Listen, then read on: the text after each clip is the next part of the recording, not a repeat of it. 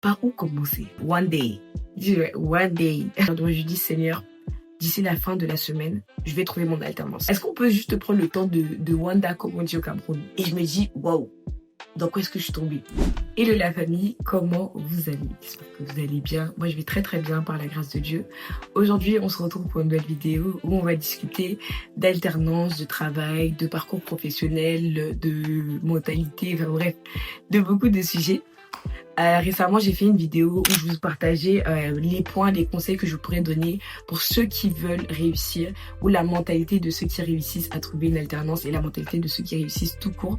J'ai eu énormément de retours de cette vidéo-là et ça a parlé à beaucoup de personnes. Je rends gloire à Dieu et vraiment tant mieux. Et aujourd'hui, donc, je vais vous parler donc de la pépite. Parce que j'ai donné des conseils, mais je vous ai pas raconté mon histoire, ou du moins comment j'ai trouvé donc l'alternance en 2 jours. Au travers de cette vidéo-là, je vous promets, vous allez apprendre beaucoup de choses, pas seulement sur moi, mais beaucoup de choses. Ce sera pas juste une story time. Je crois qu'il y a plusieurs enseignements qui ressortent de cette petite histoire, qui je crois va vraiment vous aider et vous édifier, vous encourager, surtout pour les personnes qui ont un petit peu du mal à trouver du travail ou qui passent par des moments compliqués professionnellement parlant. C'est parti. Pour ceux qui ne me connaissent pas, je m'appelle Vernorita, j'ai 20 ans et je rentre là en 3e année de bachelor en communication, marketing, digital, etc. Et récemment, j'ai obtenu mon BTS MCO. D'ailleurs, si vous voulez des vidéos dessus, n'hésitez pas à me dire en commentaire.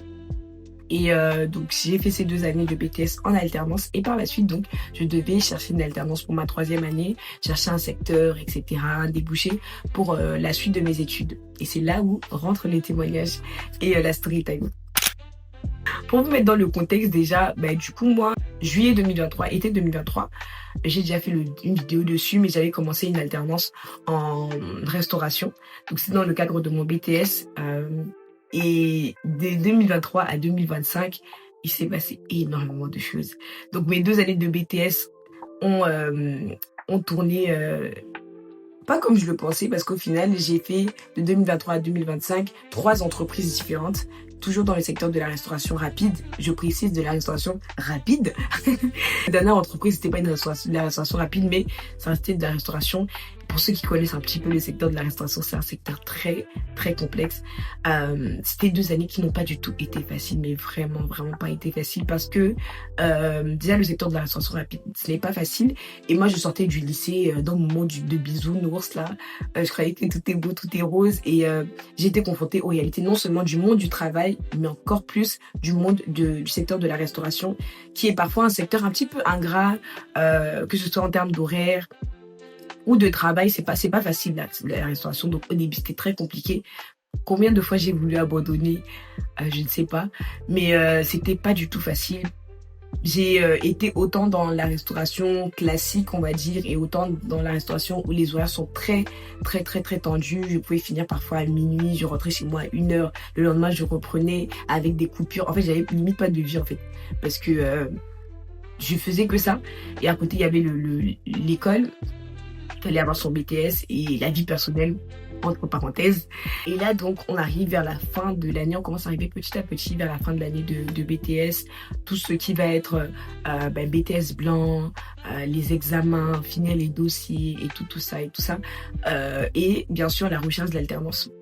Donc moi, il faut savoir un truc, c'est que depuis le début de mon parcours scolaire, donc du moins après mon bac, j'ai toujours su ce que je voulais faire. Je savais que après, je commençais en commerce et après, par la suite, je voulais me spécifier en communication.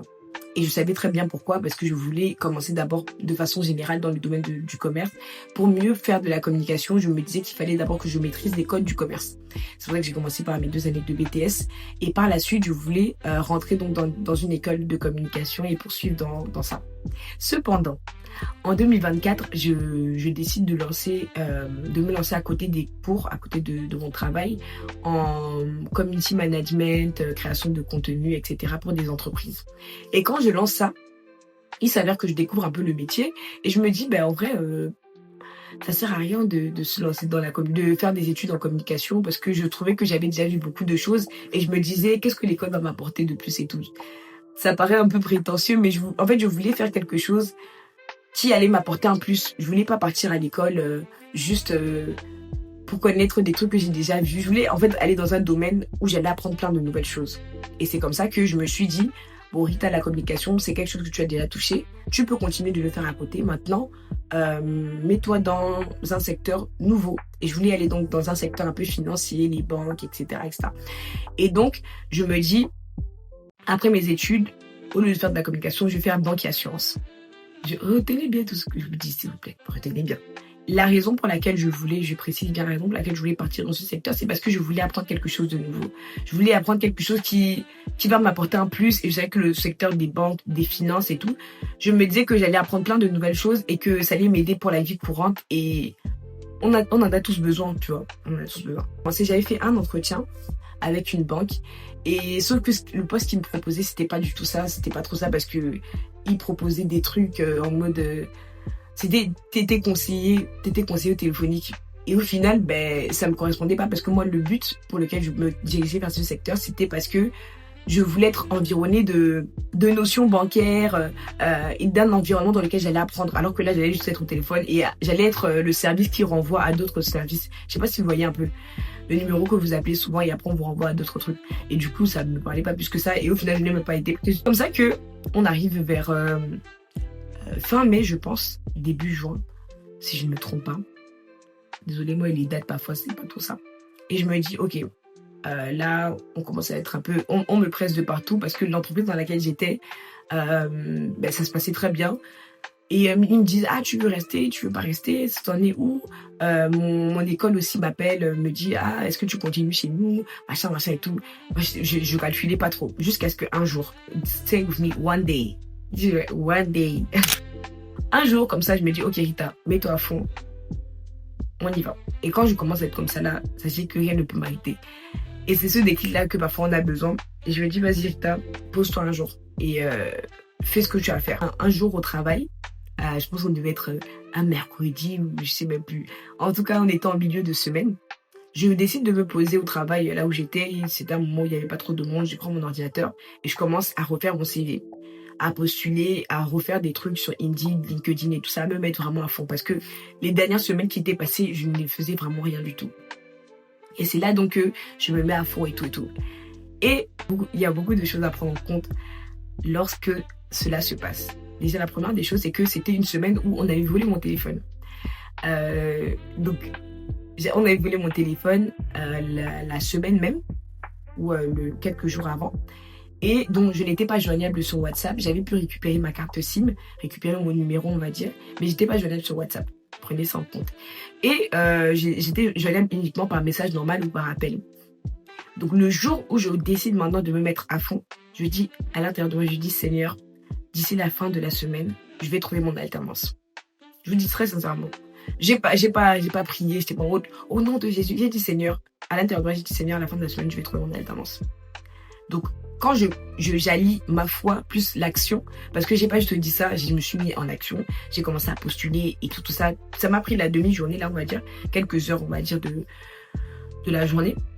Et c'est comme ça que le lendemain, dis avec moi le lendemain. Pas 2 jours après, le lendemain. Je reçois un message d'une sister et tout à moi. Alice, si tu passes par là, on me disait. Je reçois un message d'une sister et tout, elle me dit, Rita, depuis j'essaie de te joindre sur WhatsApp, c'est comment, et tout et tout, mais sans réponse. Et après, donc, elle essaye de m'appeler. Mais comme moi, j'aime pas trop les appels inattendus, comme ça, je lui envoie un message, je lui dis, ah, tu essaies de me joindre avec toi. Après, elle me dit, oui, est-ce que tu serais intéressé par un poste en 3e année en communication dans un cabinet comptable et tout. Je dis, en fait, tout s'est mélangé dans ma tête. Je comprenais rien, je lui dis oui directement. En fait, donc la personne en question qui me contacte, qui s'appelle Alice, elle travaille dans un cabinet recrutement. Un cabinet de recrutement. Et donc, leur cabinet de recrutement recherchait pour un de leurs clients un community manager. Je sais pas si vous voyez. Et directement, elle a pensé à moi. Elle a dit, ah, mais je connais quelqu'un et tout. Et de là, donc, ce jour-là, je me dis, c'est un truc de fou. Quand elle m'en parle, je lui réponds directement. Je dis, ah oui, de fou et tout. Et après, elle me dit, vas-y, je te mets en contact avec ma responsable. Envoie-lui ton CV et ton portfolio, tout ce que tu as déjà fait et tout ça. Donc, en communication, le portfolio, c'est un dossier, on va dire, où tu montres tout ce que tu as déjà fait avec des entreprises, les visuels, les vidéos, nanana et tout. À l'instant T, comme je ne m'orientais plus trop vers la communication, mon portfolio n'était pas fait. Je l'ai fait en 2-2, tac, tac, tac, tac, tac, je l'ai fait, j'ai envoyé à la dame et tout ça. Qu'est-ce qui est important de savoir? Vous voyez déjà qu'on apprend beaucoup de choses là. La première des choses, c'est les relations. S'il n'y avait pas eu cette personne-là, je n'aurais pas eu ce poste. Et l'autre chose, elle m'a dit, quand elle m'a parlé du poste, j'ai montré tout ce que tu faisais sur les réseaux sociaux, j'ai montré ce que tu as fait, nanana, et tout, et j'ai vendu ce que tu faisais et tout ça. Mais si je ne postais pas, si je n'étais pas à mon poste, ou si je n'étais pas, si je ne faisais rien, si j'étais inactif, elle n'aurait rien montré. Donc, vous voyez, il y a plusieurs choses qu'on voit là déjà.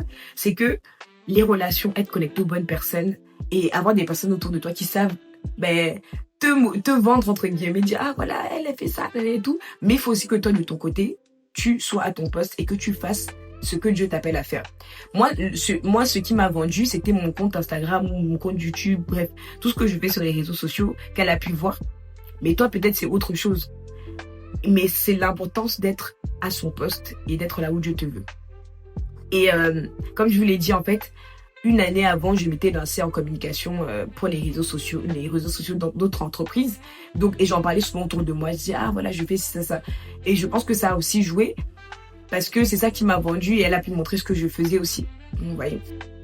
Donc, par la suite, je rentre en contact avec la personne qui est du cabinet de recrutement, donc la responsable d'Alice, avec qui on rentre en contact. Parce que c'est pas parce qu'elle avait parlé de moi que au bâtiment j'ai le poste. Vous imaginez bien. Je faisais juste partie des candidates comme d'autres personnes en fait. Donc c'est comme ça qu'on rentre au téléphone, on commence à discuter. Ah pourquoi tu sais, pourquoi ça, elle me pose des questions, nanani et tout. Et donc de là, elle valide mon profil et elle me passe directement au cabinet comptable. Dites avec moi le cabinet comptable. Est-ce qu'on peut juste prendre le temps de Wanda, comme on dit au Cameroun, de juste être émerveillé par le fait que un poste en communication dans un cabinet comptable. Vous imaginez un peu le truc? Tout en sachant qu'avant, je vous ai dit que je voulais faire banque et assurance. Pourquoi? Parce que je voulais être environnée, être dans un environnement dans lequel j'ai des notions financières. Est-ce qu'on peut juste prendre le temps simplement de Wanda, comme on dit au Cameroun, de juste être émerveillé? Et le truc, il me tombe comme ça, genre qui je n'aurais jamais imaginé que ça existe, même community manager dans un cabinet comptable. Et du coup, même quand on me parle du poste, je comprends même pas ce que je vais faire, mais j'accepte juste. J'accepte directement parce que je sais pas ce que c'est, mais ça m'a l'air intéressant. Et directement, je fais le lien, je me dis, mais Seigneur, c'est quoi ça? Une autre parenthèse que je vais ouvrir. À ce moment-là, ce qui est important de savoir aussi, c'est pour ça que je vous dis que ce témoignage-là, c'est pas juste j'ai trouvé l'alternance, c'est beaucoup de choses. Tout à l'heure, on a parlé des relations, on a parlé aussi du fait d'être à sa place, d'être à la bonne place au bon moment. Et aussi, là, je voulais vous parler de l'importance de la méditation de la parole. La semaine où j'ai eu l'entretien, où tout ça s'est passé, j'étais en train de lire le livre de Deutéronome 6. Deutéronome dans la Bible. Et en fait, dans ce livre-là, Dieu disait au peuple d'Israël qui allait rentrer à Canaan, donc la terre promise, on va dire ça comme ça, que je vous donnerai des villes que vous n'avez pas construites. Je vous donnerai des maisons que vous n'avez pas bâties. Et quand j'ai lu ce verset-là, donc il ne s'était encore rien passé, mais j'avais déjà saisi la parole. Avant même qu'il ne se passe quoi que ce soit, moi, c'est ce que je lisais. Et ce que je comprenais, en fait, c'est que Dieu veut nous donner des choses pour lesquelles, parfois, on ne mérite pas. Et parfois, tu sais, quand tu n'as pas cette conscience-là, une opportunité va venir à toi. Et parce que tu te dis, non, mais je mérite pas, non, mais j'ai même pas postulé, non, mais parce que moi, j'ai même pas postulé comme tout le monde, je connaissais même pas le poste il est venu à moi comme ça. Et directement, c'était comme un clin d'œil de Dieu qui me disait, tu vois la parole que tu as lue dans la semaine là, c'est exactement ça. Et c'est pour ça que dès que ça arrivait, j'ai directement saisi le truc, j'ai dit, oui, j'accepte. J'ai même pas commencé à réfléchir que, ouais, mais c'est quoi, c'est pourquoi, je savais pas ce que j'allais faire, je savais seulement que c'est là-bas que le Seigneur me voulait. Mais dites avec moi, c'est pas fini, parce que c'est pas fini. Si c'était seulement ça, c'est pas fini. Donc là, je fais le premier entretien avec la dame. Je souris parce que, vous savez pourquoi je souris, parce que je voulais filmer cette vidéo avant de commencer le poste dans lequel je suis actuellement. Et au final, je le fais, j'ai déjà commencé. Et quand je repense à tout ce que Dieu fait là actuellement, Je suis juste émerveillée, vraiment. C'est pour ça que je parle avec tant d'enthousiasme et tout ça. Donc, je finis le premier entretien avec la dame. Elle me met en contact avec donc le cabinet comptable et tout ça et tout. J'ai au téléphone la personne, donc c'est des collaborateurs qui travaillent ensemble et tout. À cette semaine-là, d'ailleurs, j'étais en pleine semaine d'examen. Le vrai BTS, hein, c'est pas le BTS blanc, le vrai BTS. Et donc, je passais mes oraux. Donc là, ils me disent non, on aimerait vraiment vous rencontrer au plus vite et tout ça. Tout ça s'est déroulé la même semaine, le même jour. Donc, le mercredi, je me pose à fond. Je me dis, je vais trouver mon alternance. Le lendemain, je reçois l'appel d'Alice. Le jour même, je reçois l'appel, je crois, du cabinet de recrutement. Et je crois le jour même, je reçois l'appel du cabinet comptable. Je crois que c'est fait comme ça.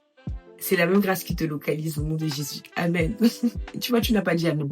C'est ça le problème. Ouais, plus sérieusement, donc comme ça, donc je suis au téléphone avec le monsieur et tout, il me dit oui, on aimerait vraiment vous rencontrer et tout ça, et moi je leur dis est-ce que c'est possible, vous voulez vraiment, on peut le faire en ligne et tout ça. Non, ils me disent non, on veut vraiment faire la première rencontre en présentiel, et c'est comme ça que je fais mon premier entretien après mes oraux. Donc je finis mon oral le matin, et dès que je finis, je vais au cabinet pour faire mon premier entretien. Et tout le monde me dit que c'était pas un entretien en fait. C'était on me disait seulement mes fiches de mission. J'arrive, on me présente l'équipe, ah voilà. Et c'est pas un entretien où on te dit c'est quoi vos points forts, vos points faibles. Non, ils me disent voilà ce qu'on attend de toi, on veut que tu fasses ça, que tu fasses ça. Tu vois le genre ou pas. Et j'étais directement bon, Seigneur, j'ai capté. En fait, ils présentaient la chose comme si j'étais déjà prise et que ils voulaient voir juste si les missions que j'allais faire, que je comptais faire, si ça me convenait. Ou si j'étais pas trop partante. Donc quand ils me disent ça, comment vous dire qu'à l'intérieur de moi, comme on dit souvent, laisse mon esprit à l'intérieur de moi tressaillir. Parce que ils m'expliquent ce que je dois faire, c'est tellement challengeant. Je vais vous expliquer après les missions que j'ai. Ou peut-être dans une autre vidéo. C'est tellement challengeant. Et ça, en fait, ça me ressemble trop parce que je suis quelqu'un de très motivé, très déterminé, et les personnes que j'ai en face de moi sont exactement comme moi. Et je me dis, waouh, dans quoi est-ce que je suis tombée? Et là, on m'explique mes missions, ce que je dois faire et tout. Et je comprends que ce poste-là, il ne pouvait pas aller à tout le monde. Et c'est là où je me dis, Seigneur, tu as vraiment fait ce poste spécialement pour moi. Donc par la suite, je finis l'entretien, je suis trop contente. Ils ont l'air d'apprécier mon profil. Je reçois un appel donc du cabinet de recrutement qui me dit, voilà, on a eu le retour du cabinet comptable, ils aiment beaucoup ton profil, ça se voit que tu es hyper motivé, et tout, et pour l'instant, tu es le profil qui correspond le plus au poste. Mais la seule chose qui bloque un peu, c'est le début, la date de lancement, en fait. Parce que du coup, je finissais mon contrat dans mon ancienne entreprise le 31 août, et eux, ils voulaient quelqu'un qui soit là avant septembre. Et là, c'est comme si c'est le seul truc, en fait. Je vois l'une des autres choses que je voulais vous mettre en avant par rapport à cette petite story time, c'est l'importance de garder de bonnes relations. Vous voyez, avec les personnes avec lesquelles vous travaillez, notamment vos responsables. Moi, je suis quelqu'un, peu importe partout là où je travaillais, je vous ai dit que j'ai fait 2 années de BTS du coup. Et dans ces 2 années-là, j'ai fait 3 entreprises différentes. Et à chaque fois que je partais d'une entreprise à une autre, je gardais toujours un bon contact avec les personnes avec lesquelles je partais. J'essayais toujours, même quand peut-être dans l'entreprise ça ne s'est pas passé comme je voulais, ou il y a eu des problèmes, des hicks, des trucs, à la fin je partais toujours dire ah voilà, merci pour ce que vous m'avez apporté, merci pour ceci, merci pour cela, et voilà, je vais partir. Je partais jamais comme ça en mode bye bye, arrêt maladie, machin, non. Donc j'ai toujours gardé une très très bonne relation avec mes responsables. Et là, d'autant plus que ces responsables-là, je les connaissais bien. Je leur annonce du coup que j'ai pris ma décision pour ma 3e année, je ne vais pas continuer avec vous et tout ça. Et de là, ils m'expliquent un peu que ils comptaient beaucoup sur moi parce que j'étais la plus ancienne dans l'entreprise. Et j'étais quand même un très bon profil, il faut se le dire. Je rigole. Mais voilà, donc ils étaient un peu, parce qu'ils m'aimaient bien aussi, et ça faisait longtemps qu'on travaillait quand même ensemble. Et là, donc, ils m'expliquent par contre que c'est un peu chaud pour eux, mais ils peuvent me libérer au plus vite. Ils peuvent me libérer dès juin. Donc déjà, ils me font une grâce. Et après, donc, je discute avec eux. Je leur dis, vous, c'est quand l'idéal pour vous? Quand est-ce que vous souhaitiez vraiment me libérer et tout ça? Et après, ils me disent, nous, on aurait bien aimé que tu puisses rester jusqu'à telle date. Et donc, je réfléchis et tout. Je leur dis, ok, je vous accorde ça. Et ils avaient déjà tellement fait pour moi que je me suis dit, ben, je ne veux pas partir comme ça. C'est un petit cadeau que je leur ai fait. Je me suis dit, bon, je vais rester jusqu'au bout, jusqu'à la période où ils avaient besoin de moi. Et par la suite, je continuerai au cabinet. Donc, c'est comme ça que je partage donc la date au cabinet comptable. Je leur dis, ah voilà, je suis disponible à partir de telle date. Ça tombait en mi-juillet. Donc, j'ai commencé il n'y a pas longtemps. Et ils me disent, ben, super, super, super. Ils me disent super, ben, ça tombe bien et tout. Donc, on commence à faire tous les papiers, nanani, nanana, et tout et tout. Et c'est comme ça que j'ai été prise en community management dans un cabinet comptable. Dangos. Dangos. Vous savez, quand Dieu t'emmène à assister un certain type de personnes, c'est pour te montrer ce à quoi tu vas ressembler dans quelques années. Donc, moi, je prends ça très au sérieux. Je n'aurais pas pu rêver mieux. Surtout quand tu as fait 2 années comme ça où ça n'a pas été facile. Vraiment, ça j'en parlerai peut-être dans une autre vidéo. Ou suivez-moi sur Instagram parce que c'est là-bas que je partage souvent des petits trucs comme ça. Et je suis juste trop reconnaissante. Donc au final, ben, mes missions, je suis emmenée à être sur place, donc au sein du cabinet même. Mais parfois, je suis en extérieur aussi, donc avec mon responsable. J'ai pas qu'un seul responsable, j'en ai plusieurs. Je sais que je n'ai pas tout abordé, donc n'hésitez pas à laisser des commentaires pour que je vous explique mieux si vous souhaitez, à m'envoyer un message sur Instagram si vous souhaitez et à nous se connecter avec moi sur LinkedIn. Voilà, c'est la fin de cette vidéo. J'espère qu'elle vous aura fait du bien, j'espère que cette vidéo vous aura parlé. Je suis sûre qu'après avoir regardé la vidéo, j'aurais oublié des trucs. Mais l'essentiel a été dit. Maintenant, vous savez un peu dans quoi est-ce que je travaille et ce que je fais au quotidien. N'hésitez pas à me suivre sur Instagram vraiment parce que je partage un peu mon quotidien là-bas, mes journées au travail et tout ça. Et bientôt, mon responsable et du coup même le cabinet et tout, pour septembre, par la grâce de Dieu, on sera sur les réseaux sociaux. Donc Instagram, TikTok et tout ça. Donc vous allez pouvoir voir ce que je fais aussi là-bas. Même si on ne verra pas forcément ma tête, ça m'étonnerait. Mais vous verrez le travail de mes mains. Donc voilà, c'est avec beaucoup de reconnaissance et de gratitude que j'ai fait cette vidéo. Si vous saviez vraiment comment ça n'a pas été facile, les 2 dernières années d'alternance, surtout la dernière année là, it was not simple, really, vraiment. L'année 2024 n'a pas été une année facile pour moi, professionnellement parlant. Mais le Seigneur est tellement bon, vraiment, c'est tellement le rémunérateur de ceux qui le cherchent. Incredible. Je vous en parlerai davantage lors de mes vlogs. Donc n'hésitez pas à vous abonner, à partager. Je vous fais plein de bisous. Prenez soin de vous. Believe, croire en Dieu, croire en ses rêves, les gars. Croyez en vous, croyez en Dieu. Et si vous n'avez pas encore regardé la vidéo que j'ai faite, allez la regarder, je vous en supplie. Vraiment. C'est pour vous, c'est pas pour moi. Donc voilà, je fais plein de bisous. Prenez soin de vous.